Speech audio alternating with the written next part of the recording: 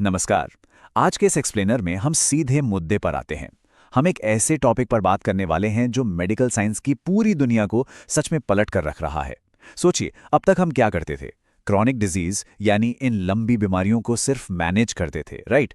गोलियां खाओ और काम चलाओ। लेकिन अब हम रेमिशन की तरफ बढ़ रहे हैं, यानी बीमारी को पूरी तरह से रिवर्स करना। ये अपने आप में एक बहुत ही जबरदस्त और ऐतिहासिक पैराडाइम शिफ्ट है। तो चलिए फटाफट आज का ये रोड मैप देख लेते हैं। हम शरीर की एक कमाल की जर्नी पर निकलेंगे। सबसे पहले बात करेंगे पैंक्रियाज में होने वाले cellular gene editing breakthrough की। फिर देखेंगे कि कैसे लाइफस्टाइल और नई दवाओं से टाइप 2 डायबिटीज का सिस्टमैटिक रिवर्सल हो रहा है। और आखिर में कुछ बेहद चौंकाने वाले क्रॉसओवर्स की बात करेंगे।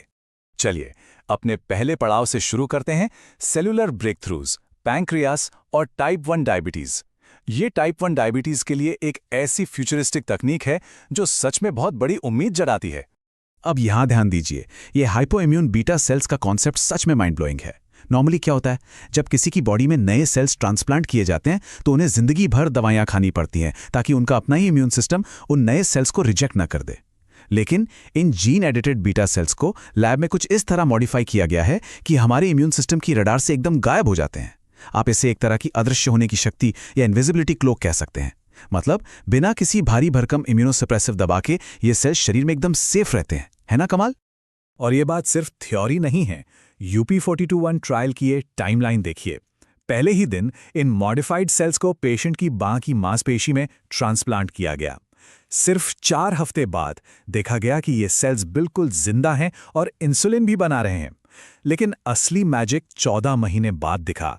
ये सेल्स ना सिर्फ लगातार इंसुलिन बना रहे थे, बल्कि जब खाना खाने के बाद बॉडी को ज्यादा इंसुलिन चाहिए होता है ना, तब ये एकदम नेचुरल तरीके से अपना प्रोडक्शन बढ़ा भी रहे थे।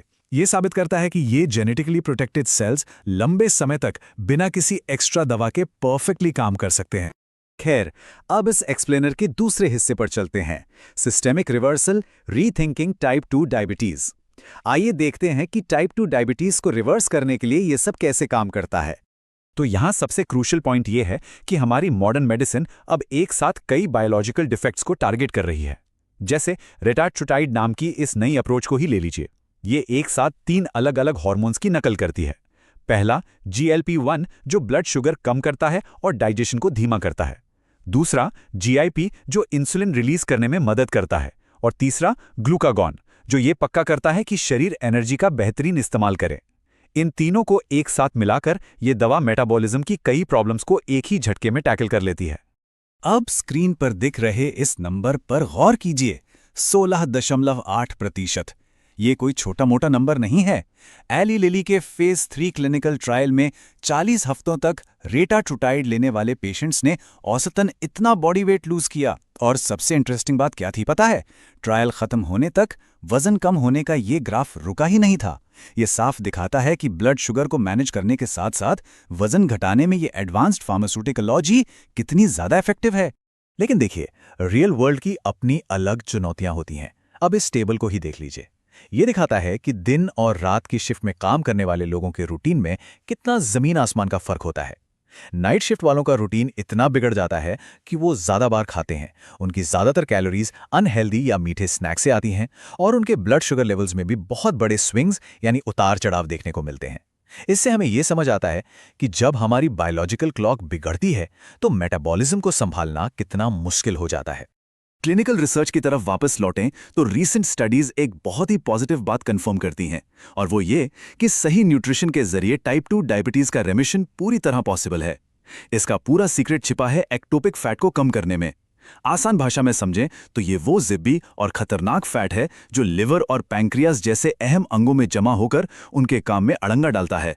जैसे ही हम सही डाइट से इस फैट को हटाते हैं, ये अंग वापस रीस्टार्ट हो जाते हैं और बीमारी रिवर्स होने लगती है। तो सवाल यह है कि इस फैट को कम कैसे किया जाए। चलिए 2 बहुत ही अलग अलग न्यूट्रिशनल अप्रोच को कंपेयर करते हैं। एक तरफ है वेरी लो एनर्जी डाइट, जिसमें दिन भर में सिर्फ 400 से 800 कैलोरीज ली जाती हैं।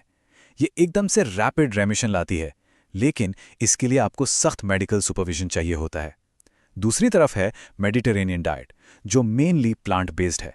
ये कोई शॉर्टकट तो नहीं है, लेकिन लाइफ टाइम फॉलो करने के लिए बहुत ही सस्टेनेबल है और ये बॉडी में सूजन कम करके इंसुलिन सेंसिटिविटी बढ़ाती है। मतलब दोनों ही अप्रोच काम करती हैं, बस डिपेंड करता है कि आपके सिचुएशन के लिए क्या सही है। और अब हम आज के इस एक्सप्लेनर के तीसरे और सबसे एक्साइटिंग हिस्से पर आते हैं, surprising crossovers, diabetes drugs healing hearts. सच कहूं तो मेडिकल फील्ड में ऐसे ट्विस्ट बहुत कम देखने को मिलते हैं। जिन दवाओं को हम SGLT2 इनहिबिटर्स कहते हैं, उन्हें ओरिजिनली सिर्फ इसलिए बनाया गया था ताकि डायबिटीज की मरीजों का ब्लड शुगर कम किया जा सके। लेकिन ट्रायल्स में क्या हुआ? इन्होंने अचानक से पूरी कार्डियोलॉजी फील्ड में तहलका मचा दिया। ये दवाइयां हार्ट फेलियर के खिलाफ एक फ्रंट लाइन डिफेंस बनकर उभरी। मतलब बनाई गई थी किसी और काम के लिए और फायदा कर गई कहीं और। इस चार्ट को देखिए, ये कोई छोटा मोटा ब्रेक थ्रू नहीं है। जिन मरीजों को SGLT2 इनहिबिटर्स दिए गए, उनमें स्टैंडर्ड केयर के मुकाबले हार्ट फेलियर की वजह से अस्पताल में भर्ती होने के चांसेस पूरे 31% कम हो गए। 31%। और सबसे बड़ा सरप्राइज, ये दवा हार्ट को तब भी प्रोटेक्ट कर रही थी जब मरीज को डायबिटीज थी ही नहीं। ये हार्ट के सेल्स के अंदर जाकर सोडियम और कैल्शियम का बैलेंस सुधारती है और डैमेजिंग स्ट्रेस को कम करती है। सच में एकदम गेम चेंजर। और इन्हीं शानदार नतीजों का असर है कि कार्डियोलॉजी की पूरी गाइडलाइंस ही अपडेट हो गई। 2022 की अमेरिकन हार्ट एसोसिएशन की ट्रीटमेंट गाइडलाइंस अब SGLT2 इनहिबिटर्स को हार्ट फेलियर के लगभग हर टाइप के लिए स्ट्रांगली रिकमेंड करती हैं, चाहे दिल का इजेक्शन फ्रैक्शन कम हो या ठीक ठाक हो। अब ये दवाइयां स्टैंडर्ड ट्रीटमेंट का एक बहुत ही जरूरी हिस्सा बन चुकी हैं।